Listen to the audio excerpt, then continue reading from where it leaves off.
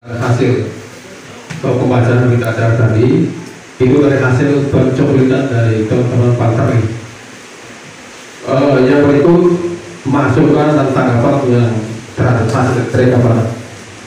Kami buka satu tahun ya. Ini pertanyaan yang berhubungan dengan pencocokan dan data atau penduduk yang memenuhi syarat kepemiluan 2024 itu kelahiran 2006 17 tahun di hari A. Terus kita lihat lagi di tadi hasil baca yang non KTP ada 100 lebih. Ini menjadi tanggung jawab di desa untuk segera melakukan penyesuaian atau pengadaan KTP. Jadi waktu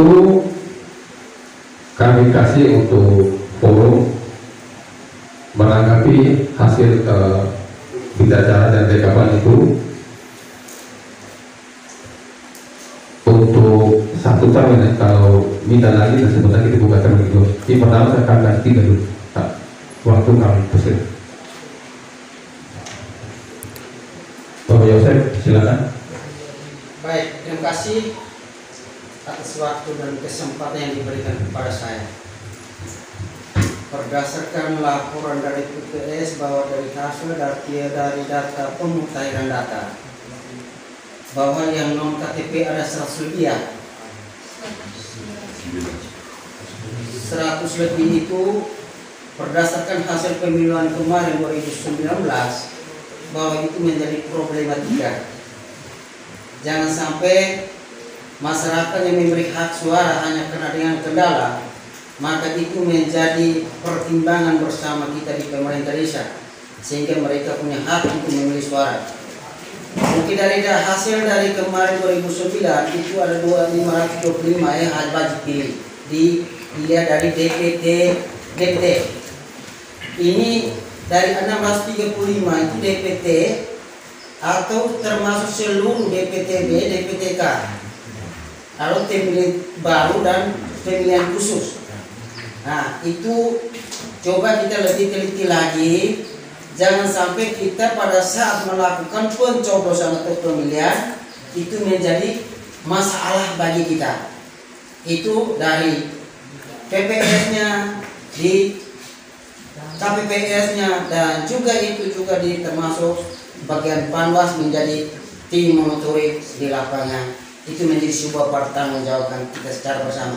Mari kita secara teliti pisahkan data pemilihan tetap dan data pemilihan terbaru dan dapat daftar pemilihan khusus, sehingga jumlah rekapitulasi menjadi daftar pemilihan tetap kira-kira akumulasinya semua itu jelas. Jangan sampai besok-besok dari 100 lebih itu ketika besok-besok nanti untuk melakukan pemilihan dengan persyaratan tidak lengkap, kartu keluarga mungkin KTP tidak jelas, maka itu menjadi sebuah persoalan ketika pada saat pemilihan nanti. Mungkin dari saya hanya itu saja, saya kembali kurangnya lebih. Terima kasih. Baik, kita Pak berikut Pak Sif. Jadi baik, ini saya melanjutkan menyangkut dengan pemilihan non KTP elektrik ya. Seandainya sampai tanggal 14 Februari orang-orang tersebut tidak memiliki KTP elektrik, apakah mereka itu berhak memilih atau tidak? Terima kasih. Baik, ini menyangkut KTP untuk yang non KTP ada 100 lebih sekian. 197 yang non KTP. Itu hasil pencocokan kemarin ya. Terus itu bukan 2019 tapi keadaan sekarang. Bukan 2019 tapi keadaan sekarang hasil combling teman-teman pasar ini. Jadi ini tanggung jawab kami di desa, lingkungan desa itu sudah disampaikan kemarin di forum rakor dengan teman-teman Panwas, itu disampaikan nanti. Terus yang berikut Pak ada Pak Rizal. Baik, ini berkaitan dengan data dengan KTP yang menjadi data diri kita. Kemarin dengan Bawaslu mungkin kita sebelum forum kemarin kan dengan Kamarse sudah diskusi untuk mendekatkan pelayanan pada masyarakat, sehingga saya menghimbau Bapak Ibu RT, Bapak Dusun untuk data benar masyarakat yang belum punya miliki KTP itu, dan beritahu saja mereka nanti dari Dukcapil akan datang dan kita layani di bawah itu, fokus di bawah itu sebelum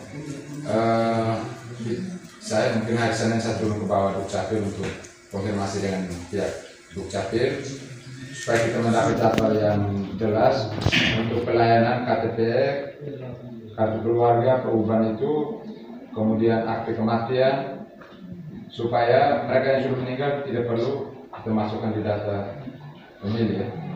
Sehingga dengan itu untuk memastikan mereka tidak akomodir di data pemilih itu, jalan satu ketika mereka sudah meninggal kita proses akte kematian mereka semua, supaya dengan sendirinya di Dukcapil nama mereka sudah tidak akomodir lagi. Mungkin hanya itu saja untuk supaya Bapak Ibu RT kita data masing-masing wilayah RT dan beritahu saja di mereka yang belum memiliki itu, supaya ketika ada jadwal pelayanan di bawah itu tolong hadir di bawah. Itu sangat membantu karena dekat. Mungkin itu saja. Mestinya saya hanya bertanya, apa himbauan kepada Bawaslu seandainya orang itu tercover dalam KTP elektrik dan non elektrik, tapi orang itu pindah satu wilayah, maksudnya kebijakan apa yang ditempuh oleh Bawaslu untuk bisa meloloskan meloloskan dia itu bisa wajib pilih atau tidak? Kebijakan apa? Apakah ada surat rujukan dari desa untuk dia bisa memilih atau memilih wilayah lain atau tidak? Terima kasih. Misalnya begini kan, orang itu misalnya RT, dia RT di sini tapi dia menetapnya di Nangaroro. Apakah ada kebijakan dari desa untuk membuat surat rujukan untuk dia memilih di Nangaroro atau tidak? Baik, kita konsultasi. Saya ada di tempat penanya. Ini yang Bapak Rizal tadi itu sekaligus menjawab yang disampaikan ya, KTP-nya yang belum ada, yang 100 lebih sekian tadi, itu membantu teman-teman PPS untuk ya. Terus yang